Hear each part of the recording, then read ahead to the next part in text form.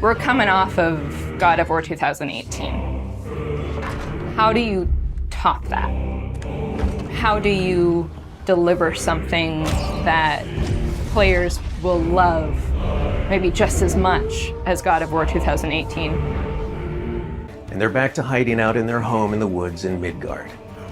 During the course of the previous game's events, Kratos is understandably worried about his son and what it means for him. You get to go on this journey with how Atreus grows into a young adult and how Kratos grows into his next era in his life, and really see kind of the parent that he's striving to be, but the person he's striving to be. There were no cinematics that we changed. We still have the same characters in them in the final game. We just had to get a bit creative. I don't want to fight anyone. I just want answers. The prophecies say Fimbulwinter leads to Ragnarok. War is coming. Whether the Norse saga was going to be a trilogy or just 2 games was something we debated a lot. There were obviously pros and cons for either approach. So we waited for Cory Barlog to weigh in, and he did, and he said, let's do it in 2. The consequence to that is, how do you wrap up this story in 1 game and do Ragnarok justice? How do we lead up to that and then have a big moment at the end of the game and wrap up all those loose threads? This game is bigger than what we initially envisioned. There's a lot of important story moments that we needed to cover. There are more characters that we follow the threads of.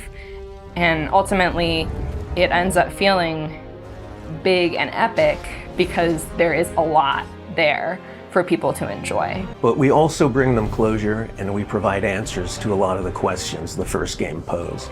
Just all of the new combat that we're doing and the new interactions. There's a lot of stuff that's happening in this title that I think people are going to have fun with. And this story is about how you process that, how you own it, and how you make it a part of yourself and grow from it. We're going to see how things play out between Freya and Kratos. We're going to see how the evolution of the family relationship continues. You got Brock and Sindri, the dwarves, who are kind of part of your makeshift family now. And there's going to be some other characters that we introduce that maybe going to disrupt the balance a little bit. We have, I think, an incredibly well-rounded game.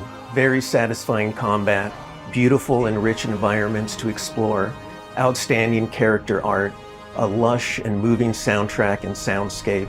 It's the work of hundreds of very dedicated artists, and they all have their own stories to tell.